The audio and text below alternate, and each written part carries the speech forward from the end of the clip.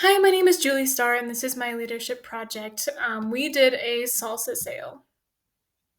So, to introduce the team, I had Hunter Call, who's my husband, Brianna Reese, who is my friend, and Dana Valentine, who is a member of the Young Women Organization of the Church of Jesus Christ of Latter day Saints. And the organization was looking for money to add to more of their service projects that they were looking forward to. And so I decided to head this and I presented the idea to do a salsa fundraiser.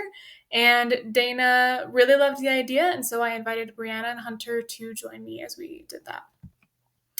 What we decided to do was market this as much as we possibly could. I actually started off doing a project for the warming center here in Logan, but that did not work out. So I had to switch gears and start this salsa project.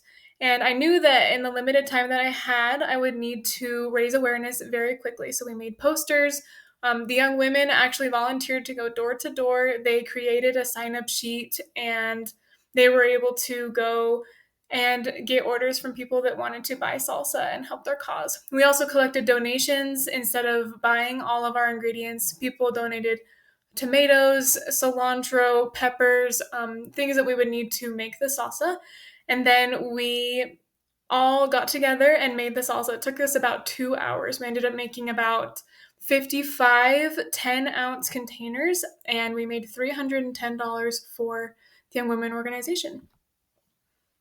Some leadership examples that I noticed that I had to implement in this project were helping team members become excited about a common goal. This was especially true after we had to switch projects. I needed to make sure that everyone was working towards a common goal and that they were excited about it. So I also needed to communicate with them, communicate the goals, what was expected, and then delegate, not just micromanage. So I needed to make sure that I had enough trust in the people that I was on a team with, that I could set them free and kind of let them go and do what they needed to do. And it worked out really well in the end. And then creating authentic leadership relationships was also helpful. So Dana and I weren't super close at the beginning of this, but after we worked together on this project, I hope to maintain that relationship with her. I think leading a group towards a common goal is a great way to make lasting relationships. And then adaptability was also something that most leaders need to learn how to do, and it was especially relevant here where I had to switch projects halfway through. Hi, my name's Hunter. I was on Julie's team for this leadership project, and originally she had wanted us to help with the warming center to provide some donations, um, but we weren't able to work that out, and so instead she had to change plans, and we helped a young women's organization here locally to make homemade salsa and go sell it to do some fundraising for some of their other leadership projects or service projects and other things they have going on throughout the year.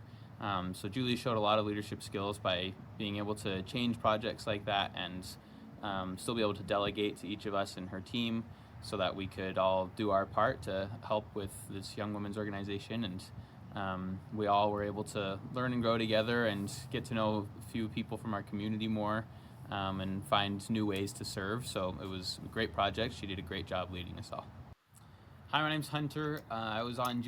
And lastly, some key takeaways that I learned during this project. Number one is leadership is much more fun and effective when you create relationships with those that you lead. So it's more of working together and less of I am the leader and here's what you're going to do. And I learned that when you have that kind of relationship, when you're kind of down to earth with them and you create lasting relationships and are working towards a goal, that it's a lot more fun. So it's more fun to lead when you have good relationships and are transparent with people that you are leading. And number two, roadblocks will happen. Things will happen that are not expected, and it's our job as leaders to kind of redirect and help the team recapture the vision. And so that was another thing that I learned how to do, or I learned better how to do. And I was able to help them become excited about something new that they could work towards with a common goal. So that was my leadership project. Thank you so much for watching.